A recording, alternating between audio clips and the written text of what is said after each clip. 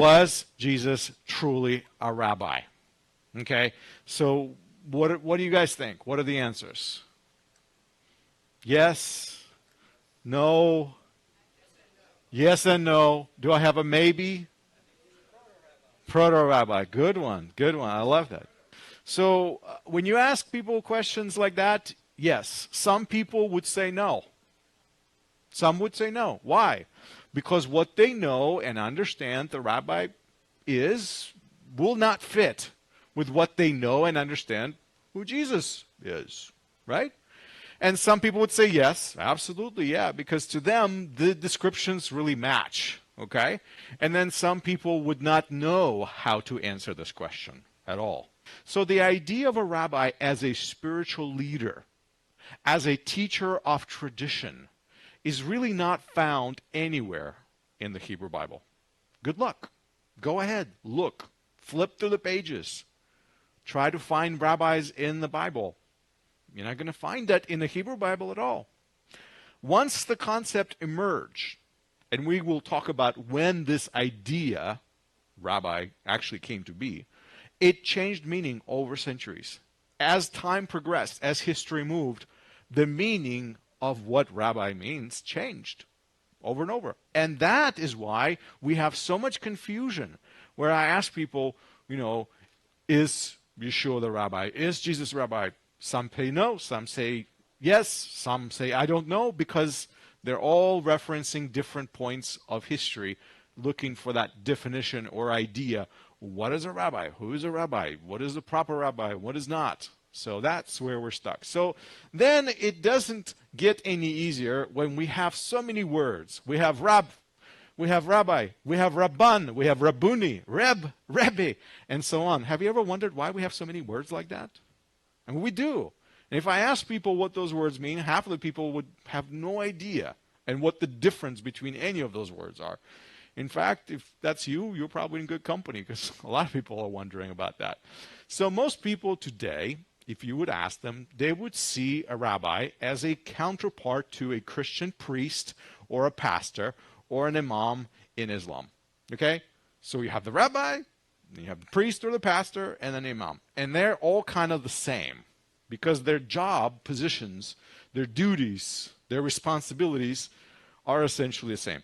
Now that is how modern people would see it. But that's not how it really is, and that's not how it has been throughout history. It actually is a quite different scenario. I know that in our world we tend to just equate these things. Well, rabbi, he's just like pastor, only the Jewish version, or something like that. Not exactly. Not exactly. If you're going to start digging, you'll find something else. Now, if we're going to find out what is rabbi historically, we're going to have to go into antiquity. When does this term come to be? When is it coming from? When did it originate? And so what we have is we go back to the most ancient sources. I always go with you to the very beginning of things. The beginning of this concept probably goes to maybe 1st century CE, Common Era, maybe a little bit earlier, but I start looking at evidence. What do we have? What literature describes and uses these words? Well, one of the most ancient sources we have are actually inscriptions. They were made on stone. So I pulled up Corpus Inscriptorium Judaicae, which is a really long, confusing word for a catalog of Jewish inscriptions that the scholars keep. And these are inscriptions that are found on tombs and ossuaries and all kinds of columns, places that have been preserved and have been archaeologically excavated. And these are original inscriptions, and they were found. This one was found in Jaffa. Okay, it's 892. It uses the term Rabbi.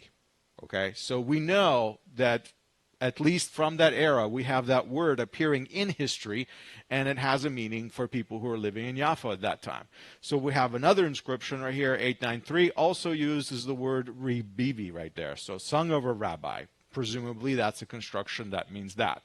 Then we have another inscription, number 900, also from Jaffa, that uses the same term, again, Rabbi to describe a person. So remember, these are inscriptions on tombstones, these are inscriptions on ossuaries, these are inscriptions on columns, which would be like the little plaque in the memory of kind of an idea. So people put memorial inscriptions on columns that would hold up buildings and things like that. So that was a big deal. So somebody to honor, a way to honor somebody is to put their name on the inscription. And so all of these inscriptions that we found that archaeologists basically dug up are 1st or 2nd century. And most of these, curiously, come from the city of Jaffa. Not to say that there wouldn't be other inscriptions in other places, but these are the ones we so far have. And we can certify that these are from 1st or 2nd century. So in the 1st and 2nd century, we have this word rabbi emerges. And we know it's there. What it means, of course, those inscriptions do not say. We do not know. Well, you may be surprised. If I'm going to survey all the literature, all the books that are out there, you may be surprised to find out that the earliest Jewish literature that actually uses the term rabbi consistently and explains what rabbi means is not Tanakh, okay? It is not the Talmud, it's not Mishnah, it is the Gospels. The Gospels is the earliest Jewish literary source that uses the term rabbi consistently and explains it. So see, the column doesn't really tell me what that person is, except that that's what they were called. But the Gospels do. So the Gospel manuscripts, of course, this is the tricky part, they're written in Greek. But I would say Semitic Greek, okay? Jewish Greek, as I like to call it. And the reason why you know how and why it would be called Jewish Greek is because the gospel writers can all the time use Hebrew and Aramaic, and they spell those Hebrew and Aramaic words using Greek letters. So these are Jews trying to write and speak in Greek, and they just use Jewish words because they don't really know the appropriate Greek word anyway, and then they just spell it with Greek letters. We do that all the time, right? We cross-pollinate languages. When you're multilingual, you do this. That's a common thing. So that's what we have. We call these Hebraisms or Aramaisms, and you'll find them in the Gospels. And guess what? The word rabbi is one of them. This is how the Hebrew term rabbi actually makes it into the New Testament. And yes, New Testament is the earliest literary source that mentions that word profusely and explains what it is. How cool is that?